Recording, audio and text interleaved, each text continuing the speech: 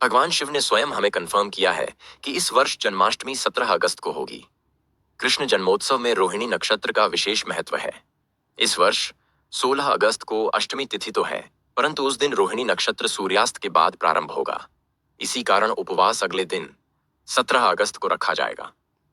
प्रभु बोले श्री कृष्ण का जन्म रोहिणी नक्षत्र के द्वितीय चरण में हुआ था और द्वितीय चरण की समाप्ति तक कुछ भी नहीं खाना चाहिए।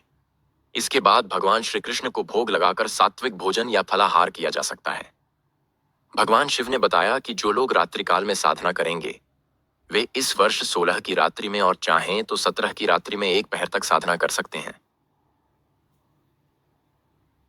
क्योंकि रोहिणी नक्षत्र के आरंभ होते ही प्रभु नारायण की शक्तियां उसी समय से सक्रिय हो जाती हैं।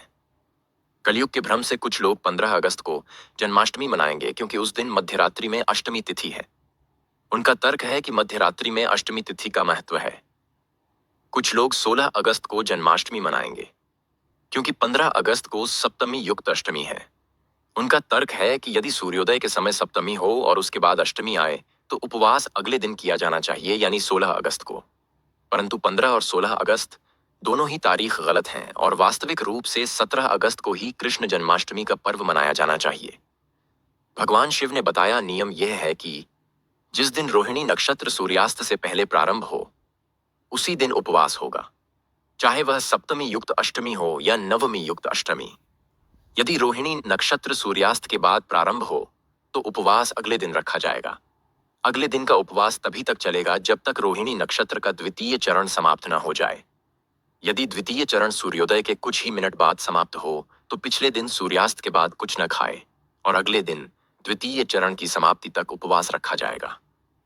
यदि रोहिणी नक्षत्र सूर्यास्त के बाद प्रारंभ हो और द्वितीय चरण सूर्योदय से पहले ही समाप्त हो जाए तो उपवास पिछले दिन ही करना होगा। यहाँ तिथि का उतना महत्व नहीं है, मुख्य आधार केवल रोहिणी नक्षत्र और उसका द्वितीय चरण है। प्रभु के अनुसार जन्माष्टमी को मध्यरात्रि में चंद्र दर्शन के बाद उपवास खोलना केवल लोक मान्यता है, कोई नियम नहीं।